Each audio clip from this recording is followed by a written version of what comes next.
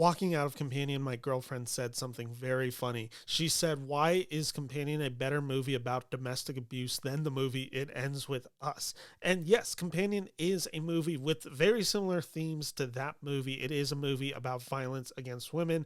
And in this case, it is a movie about the rising threat of AI/technology and that threat that is placed onto women. And this is not a new topic of discussion. There has been much conversation recently had about technology and the rise of AI and the dangers that it presents, especially among women. There have been discussions about revenge porn, deepfake porn, and how they've provided new methods of abusing women and their privacy and stripping away their autonomy/right to their body/privacy. And that is the premise of the movie we are talking about today, Companion, because this movie explores all of those ideas. And that is what Companion is about and what makes it so interesting.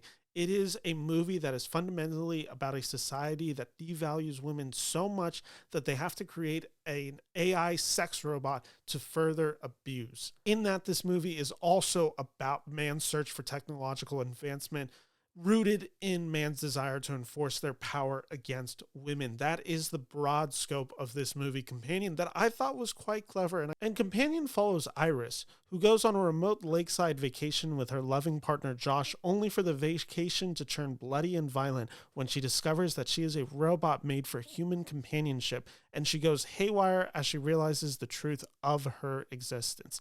Iris, for lack of a better word, is a sex robot designed to pleasure Josh and do his bidding. So she is completely at his control. And that metaphor is very obvious in this movie. This movie is very clearly a thinly veiled metaphor for an abusive relationship. So much so that the character of Josh, played by Jack Quaid, is literally manipulating the character of Iris, this time via his cell phone. And what this conflict of the movie is once Iris realizes what she is and what Josh is going to do to her, she must break free of the prison and find her independence. This is a really clever premise for a movie, especially as we begin to realize just how much of Iris's life is completely a lie. She's been gaslit in her mere existence. Her mere existence is being gaslit. And she believes that she has this perfect connection with this character of Josh, only to find out what is and isn't true, and how that fundamentally shakes her. This is a movie of a woman needing to escape her abusive relationship. And I just want to say before we go any further, if this is your first time on the channel, welcome. And if you've been on this channel before, give me the subscribe. You don't know how much it helps, and it allows me to check out these movies and get these reviews out for you. Moving back into Companion, the aspect of this movie that I found pretty wonderful was the dynamic between the main actors in this movie, played by Sophie Thatcher and Jack Quaid. It's what sells the power dynamic of this movie, and they both do a wonderful job in this movie. I want to start with Jack Quaid, who is quickly becoming one of my favorite performers working in Hollywood right now. And, this is a guy that I have a connection with his show, The Boys. Like, The Boys is one of my favorite TV shows.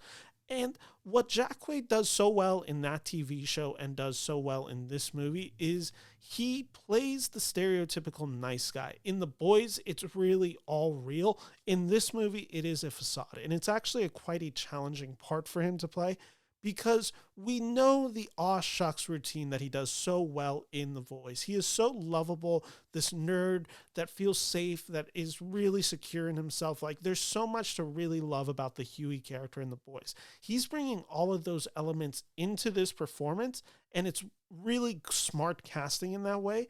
But when this movie fully reveals who he is, and this movie reveals that very quickly, and his intent, he sells that. He's very good at being the manipulator / the controller, especially in a film where the final act is playing with this facade.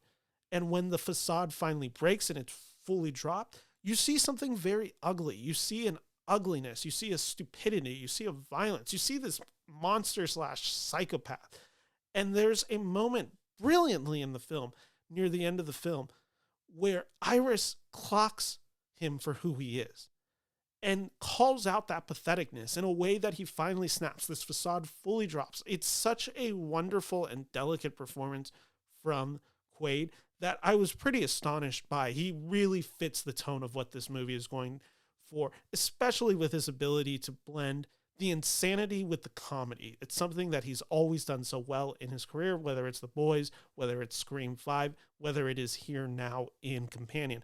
And I don't want to take away anything from the actress in this movie, Sophie Thatcher, who is great in this movie as well. She plays Iris. She is, for lack of a better word, the sex robot. This is a movie, and her role in this film is very much active.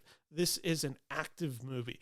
20 minutes in, she is basically always on the run from that point. She is always trying to be one step ahead.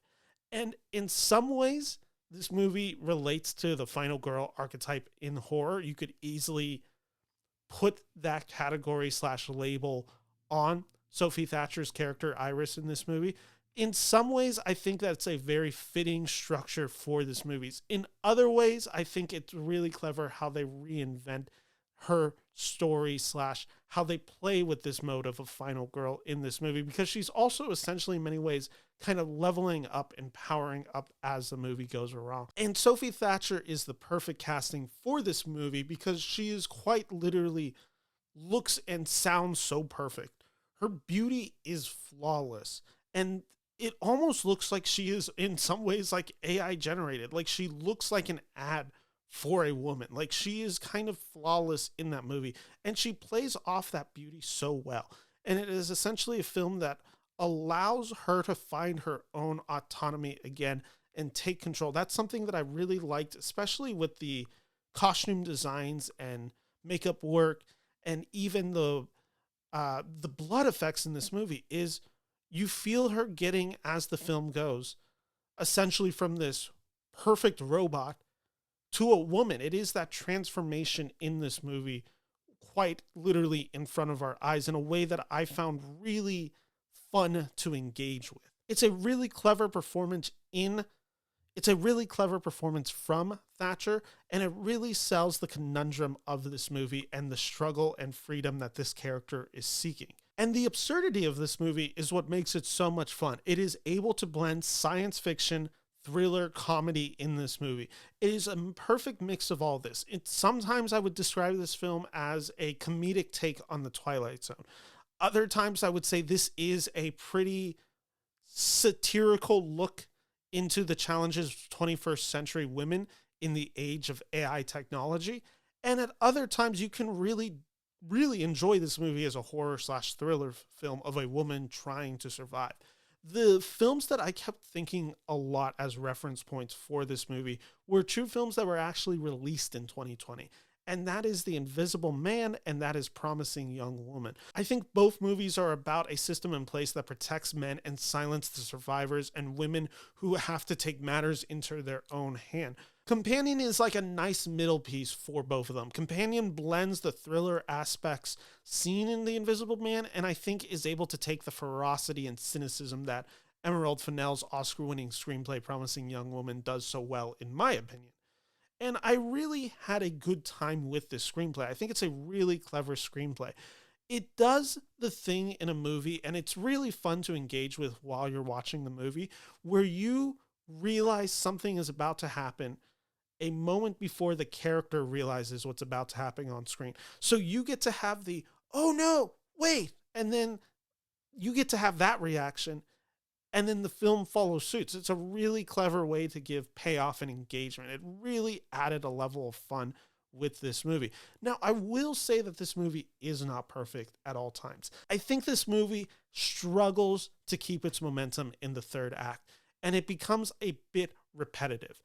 It's a struggle with the opening line of this movie and the trailer, where it is essentially this idea that Iris frames right from the beginning, so this is not a spoiler. The true happiest days of my life is when I met Josh and when I killed Josh. So right away, you know where this movie is going. And either you know that this statement is a misdirection or that this is going to be the point of the film. Either way, it kind of gives you a map into how this film is going to play out. And when moments come and a point of resolution seems nearing, you realize if it doesn't fit into those true constructs that I just laid out, that there's more to go. So there are moments of this film where you're like, oh, okay, this would be the natural endpoint, and then a twist will be happening soon. But you realize that because you're like, oh, well, the film can't end here based on the constructs of the screenplay as laid out. So in that way, it does feel like this film has multiple endings. I will say, yet, with all of that I just mentioned, my enjoyment wasn't hampered. One, this movie is only an hour and 37 minutes, so it's a pretty quick movie to get through. But also because what allows these moments to work is the payoff of the movie is really good. The movie sticks the landing. Had the movie not stick to the landing, I would have said this is a clever movie with a good premise that doesn't really know where it's going. The movie knows where it's going. It has a very specific idea that it is trying to convey by the end.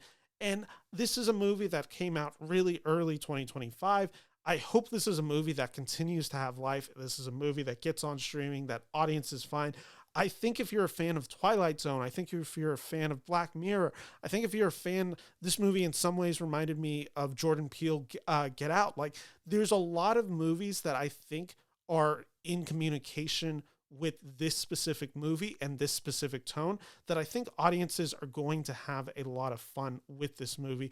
And I would really recommend seeking this movie out. It is a great time in the theater. I had a blast with this movie. I didn't know what to expect, and I came away really happy with the first movie that I saw in 2025, released in 2025.